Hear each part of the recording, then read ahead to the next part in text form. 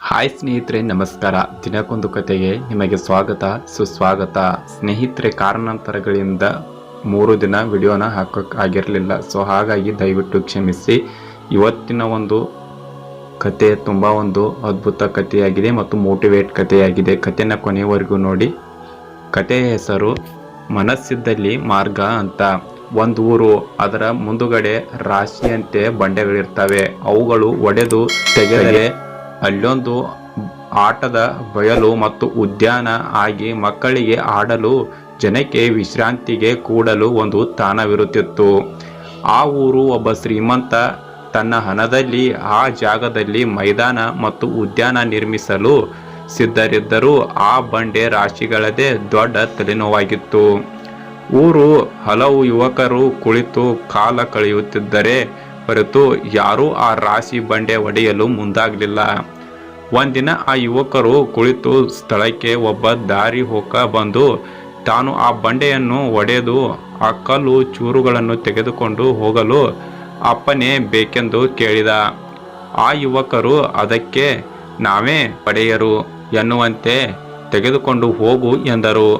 3ನೆಯ ದಿನ ಅವನೇ ಒಂದು ಸುತ್ತಿಗೆ ತಂದು ಬೆಳಿಗ್ಗೆಯಿಂದ ಬಂಡೆ ಒಡೆಯತೊಡಗಿದ. ದಿನವೆಲ್ಲ ಬಿಸಿಲು ಬೇಗ ಲೆಕ್ಕಿಸದೆ ಒಡೆದ. ಇನ್ನೇನು ಸೂರ್ಯ ಮುಳುಗುವ ಸಮಯ. ಆ ಯುವಕರೆಲ್ಲರೂ ನೋಡುತ್ತಿದ್ದಂತೆ ಆ ಮನುಷ್ಯನಿಗೆ ಆ ಚೂರುಗಳಲ್ಲಿ ಒಂದು ಥಳಥಳ ಹೊಳೆಯುವ ಕಲ್ಲಿನ ಹರಳು ಸಿಕ್ಕಿತು. ಅದನ್ನು ತನ್ನ ಪಂಚೆಯಲ್ಲಿ ಭದ್ರವಾಗಿ ಕಟ್ಟಿಕೊಳ್ಳುತ್ತಿರುವಾಗ ಆ ಯುವಕರು ಅಲ್ಲಿಗೆ ಬಂದು ಅದು ಏನು ಎಂದು ಕುತೂಹಲದಿಂದ ಕೇಳಿದರು. ಆ ಮನುಷ್ಯನಿಗೂ ಅದು ಏನೆಂದು ತಿಳಿಯಲಿಲ್ಲ. ರತ್ನ ವ್ಯಾಪಾರಿಗೆ ತೋರಿಸಿ ಕೇಳ್ತಾನೆ. ಆ ಸಮಯದಲ್ಲೇ ಆ ಊರಿನ ಚಿನ್ನಿವಾರ ಬರುತ್ತಿದ್ದ. ಅವನು ಕುತೂಹಲದಿಂದ ಏನೆಂದು ವಿಚಾರಿಸಿ ಹೊಳೆಯುವ ಕಲ್ಲಿನ ಹರಳುಗಳನ್ನು ಪರೀಕ್ಷಿಸಿ, ಇದೊಂದು ವಜ್ರಕ್ಕೆ ಸಮನಾದ ಅಪರೂಪದ ಹರಳು, ಮಾರಿದರೆ ಒಂದು ಹರಳಿಗೆ 1,000 ಆದರೂ ಬರಬಹುದು ಎಂದ. ಆ ಮನುಷ್ಯ 12 ದಿನಗಳಲ್ಲಿ ಬಂದು ಕಲ್ಲುಗಳನ್ನು ಒಡೆಸಿ ಹರಳುಗಳನ್ನು ತೆಗೆದುಕೊಂಡು ಹೋಗುವುದಾಗಿ ಹೇಳಿ ತನ್ನ ಊರಿಗೆ ಹೊರಟ. ಈಗ ಆ ಯುವಕರಿಗೆ ತಾವೇ ಬಂಡೆಯನ್ನು ಒಡೆದರೆ ಬಹಳಷ್ಟು ಕಲ್ಲಿನ ಹರಳುಗಳು ಸಿಗಬಹುದು, ಅವುಗಳನ್ನು ಮಾರಿ ಹಣ ಸಂಪಾದಿಸಬಹುದು ಎನಿಸಿತು. 3ನೆಯ ದಿನ ಬೆಳಿಗ್ಗೆಯಿಂದಲೇ ಬಂಡೆ ಒಡೆಯಲು ನಿಂತರು. 15 ದಿನಗಳಲ್ಲಿ ಬಂಡೆಗಳಿಂದ ತುಂಬಿದ ಆ ಜಾಗ ಬಟ್ಟ ಬಯಲಾಗಿ ಹೋಯಿತು. ಆದರೆ ಅದರಲ್ಲಿ ಒಂದು ಹರಳು ಸಿಗಲಿಲ್ಲ. ಛೇ, ಎಂಥ ಕೆಲಸವಾಯಿತು!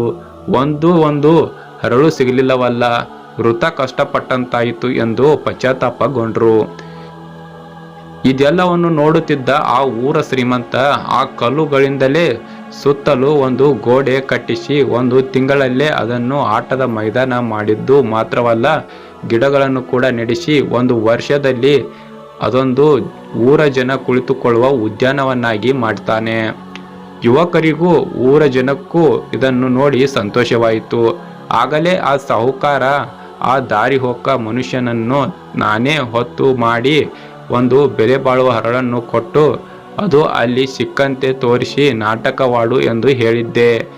ಈ ಚಿನ್ನಿವಾರನು ನಾನು ಹೇಳಿದಂತೆ ಮಾಡಿ ಅದೊಂದು 1,000 ರೂಪಾಯಿಗೆ ಬೆಲೆ ಬಾಳುವ ಹರಳು ಎಂದು ಹೇಳಿದ. ಇದೆಲ್ಲ ನಾನೇ ಮಾಡಿಸಿದ್ದು ಎಂದು ನಿಜವನ್ನು ಹೇಳಿದ. ಯುವಕರಿಗೆ ಏನೂ ಸಿಟ್ಟು ಬರಲಿಲ್ಲ.